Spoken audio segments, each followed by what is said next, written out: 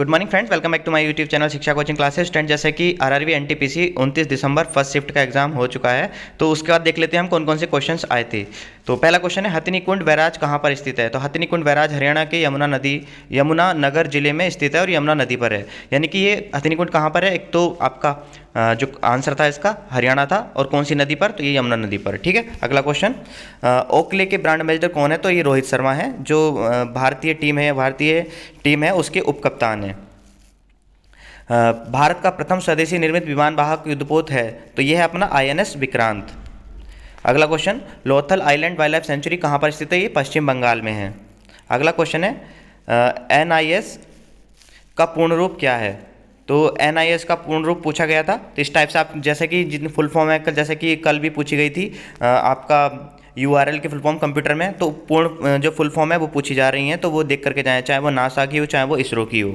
अगला क्वेश्चन है, NIS का पूर्ण रूप क्या है। तो वो उसकी मैंने आपको बताया नहीं था, देख ली, नेशनल इम्यूनाइजेशन शेड्यूल, इसका ये फुल फॉर्म है। ठीक है स्टूडेंट्स, अगला क्वेश्चन देख लेते हैं, प्रसन्न पेट्रोलियम देशों का संगठन OPEC का मुख्यालय कहाँ है।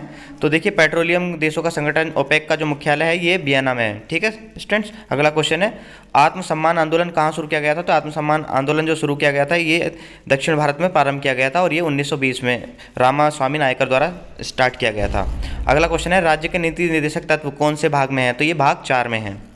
अगला क्वेश्चन, पाली उमरीगर पुरस्कार किस क्षेत्र से संबंधित है। तो ये क्रिकेट में दिया जाता है। वर्ष 2019 में भारत के नियंत्रक महालेखा परीक्षक कौन थे। तो राजीव महर्षि, वर्तमान में GC मुर्मू। ये इससे पहले मैं ये बता दूं, आपके पाली उम्मीदवार पुरस्कार किस क्षेत्र से संबंधित है, क्रिकेट। इससे मैं बता दूं कि जो दशक का सबसे, इस बार जो क्वेश्चन है, जैसे कि आज का करंट अफेयर है कि दशक का सबसे अच्छा क्रिकेटर किसे चुना गया है, तो वह है विराट कोहली को। ठीक है स्टूडेंट्स, तो विराट कोहली का नाम याद रखिएगा। और जो मतलब खेल भावना के लिए जो पुरस्कार दिया गया है वो दिया गया है महेंद्र सिंह धोनी को, ये दशक के लिए। तो स्टूडेंट्स, अगला क्वेश्चन देख लेते हैं, जल में घुलनशील विटामिन कौन से होते हैं। विटामिन B और विटामिन C जल में घुलनशील होते हैं, जबकि विटामिन A, D, E और K वसा में घुलनशील होते हैं। तो ये क्वेश्चन जरूर आ रहे हैं, विटामिन से जरूर देख करके जाएं। अगला क्वेश्चन है, 8 जुलाई को UK इंडिया बिजनेस काउंसिल का नया CEO किसे नियुक्त किया गया है। तो यह जयंत कृष्णा को नियुक्त किया गया है। अगला क्वेश्चन देख लेते हैं, 31 अगस्त 2020 को भारत के किस पूर्व राष्ट्रपति का निधन हो गया। तो ये प्रणब मुखर्जी हैं। तो प्रणब मुखर्जी का देहांत हो गया था, जैसा आप सभी को जानते होंगे, न्यूज़ भी मिल गई होगी। बिहू त्योहार, बिहू नृत्य भारत के किस राज्य से संबंधित है। ये क्वेश्चंस काफ़ी टाइम से पूछे जा रहे हैं। तो स्टूडेंट्स, आप सभी जानते होंगे कि कोई भी नृत्य कोई भी कहीं का भी पूछा जा रहा है, तो आप नृत्य जरूर देख करके जाएं। तो ये आसम का है, बिहू तो बहुत ही फेमस है, आप जानते भी होंगे। दिल्ली से अपनी राजधानी दौलताबाद किसने स्थानांतरित की थी। मोहम्मद बिन तुगलक ने की थी, जैसा कि आप सभी जानते होंगे, दिल्ली सल्तनत में आपने पढ़ा होगा। Oriental bank of commerce and United bank of India का विलय किस बैंक में किया गया है। तो ये पंजाब नेशनल बैंक में।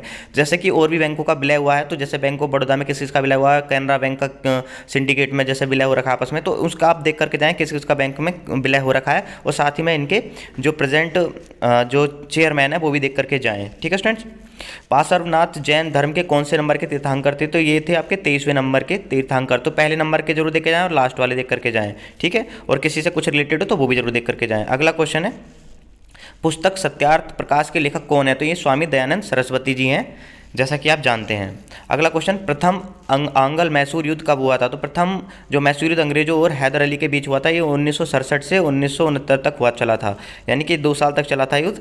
जैसा कि युद्ध से रिलेटेड क्वेश्चन आ रहे हैं, जैसा कि पहली 28 दिसंबर को जो शिफ्ट में आए थे वो आए थे प्लासी के युद्ध और मोपला का युद्ध, तो वो आप देख करके जाएँ। 2019 में बेस्ट ODI प्लेयर किसे मिला है। तो भारतीय उपकप्तान रोहित शर्मा को। जैसे कि अभी ये चोटिल है, ये भी ऑस्ट्रेलिया दौरा चल रहा है। नामरोदिलिंग मोनास्ट्री गोल्डन मंदिर कहाँ पर स्थित है। ये तो कर्नाटक में है। मंदिर का बहुत पूछा जा रहा है, मंदिर जरूर देख करके जाएं कौन सा कहाँ पर है। अगला क्वेश्चन, चुनावों में मत डालने की आयु को किस वर्ष में बदला गया था। तो ये 1989 से 61वां संविधान संशोधन के तहत 21 वर्ष से घटाकर 18 वर्ष कर दी गई थी।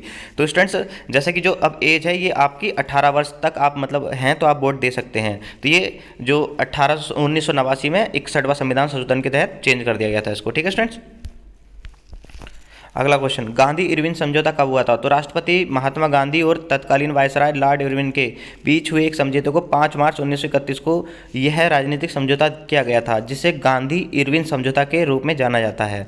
तो ये जो गांधी जी से रिलेटेड तो आप क्वेश्चंस आपको देखने को मिल रहे हैं वो जरूर देख करके जाएं। ठीक है स्टूडेंट्स, अगला क्वेश्चन, स्वराज पार्टी की स्थापना किसने की थी? तो स्वराज पार्टी की स्थापना जैसे कि 1 जनवरी 1923 में चित्तरंजन दास, नरसिंह चिंतामन केलकर और मोतीलाल नेहरू, बिट्टुल भाई पटेल ने कांग्रेस खिलाफत स्वराज पार्टी नाम के दल की स्थापना की, जिसके अध्यक्ष चित्तरंजन दास बनाए गए और मोतीलाल उसके सचिव बनाए गए थे।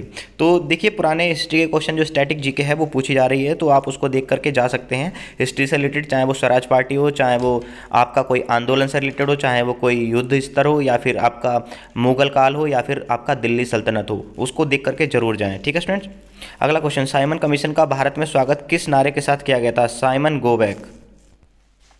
यह नारा लाला लाजपत राय ने दिया था।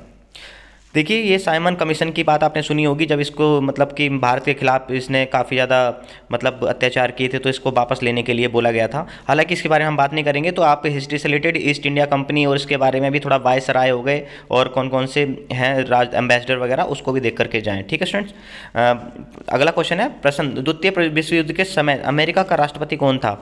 देखिए, फ्रैंकलिन डी रूजवेल्ट जी तो है ही है, प्लस आपका इंग्लैंड का पूछा जाता है, जापान का पूछा जाता है, और आपका अमेरिका, ये 3 का पूछा जाता है, तो आप 3 के जरूर देख कर जाएं, प्रथम विश्व युद्ध और द्वितीय विश्व युद्ध में कौन कौन से कहाँ के राष्ट्रपति थे। ठीक है स्टूडेंट्स, या प्रधानमंत्री थे।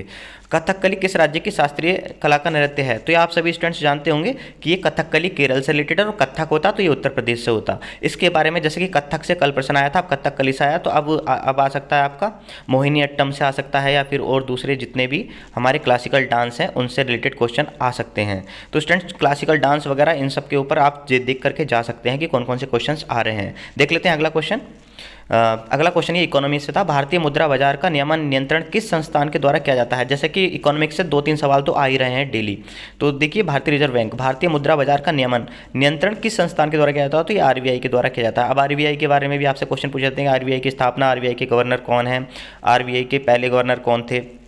जैसे कि आप सभी जानते होंगे कि आरबीआई की स्थापना 1 अप्रैल 1935 में हुई थी, इसका राष्ट्रीयकरण 1 जनवरी 1949 को हुआ था, और पहले गवर्नर इसके ओसबोर्न स्मिथ थे। तो इस समय कौन है? शक्तिकांत दास हैं। तो वो सब आप मतलब पढ़ करके जाएं अच्छे से। ठीक है स्टूडेंट्स। प्रश्न, भारत प्रथम स्वदेशी निर्मित विमान वाहक युद्धपोत कौन सा बनाया था? तो आईएनएस विक्रांत बनाया था, जैसे कि मैंने आपको ये क्वेश्चन रिपीट हो गया, पहले भी बताया था। ठीक है स्टूडेंट्स, तो इस टाइप से आपके क्वेश्चंस आ रहे हैं। आप यानी कि आप देखें तो आपको स्टैटिक जीके देखने को मिल रही है क्वेश्चंस के अंदर। ठीक है स्टूडेंट्स, जैसा कि आप सभी जानते होंगे कि जो रीजनिंग है ये मॉडरेट लेवल की आ रही है। रीजनिंग के 1-2 क्वेश्चन है जो पजल के टाइप में पूछे जा रहे हैं, और सीटिंग अरेंजमेंट टाइप से पूछे जा रहे हैं, और लेंथी क्वेश्चन आ रहे हैं जो सिलोजिज्म है, तो वो थोड़े से लेंथी आ रहे हैं, तो उसमें टाइम कंजप्टिव है। तो पहले आप सीटिंग अरेंजमेंट वगैरह को छोड़ करके जो क्वेश्चन ईजी उनको करें, और फिर बाद में जो क्वेश्चन टाइम बचता है तो उन क्वेश्चंस को करें, अटेम्प्ट करें। ठीक है स्टूडेंट्स, जैसा कि पेपर का लेवल आ रहा है मैंने आपको पूरा बताया। मैथमेटिक्स में ट्रिग्नोमेट्री के 3 से 4 क्वेश्चन आ रहे हैं, और अलजेब्रा से भी 1-2 क्वेश्चन आ रहे हैं, और बाकी के सभी से 1-1, 2-2 क्वेश्चन पूछे जा रहे हैं सभी से। तो यानी कि 10th बेस के क्वेश्चन अलजेब्रा और आपके ट्रिग्नोमेट्री से पूछे जा रहे हैं। तो बस वीडियो में इतना ही। अगर वीडियो अच्छी लगी तो लाइक करें, चैनल को सब्सक्राइब करें। मिलते हैं सेकंड शिफ्ट में। Thank you so much. जय हिंद, जय भारत।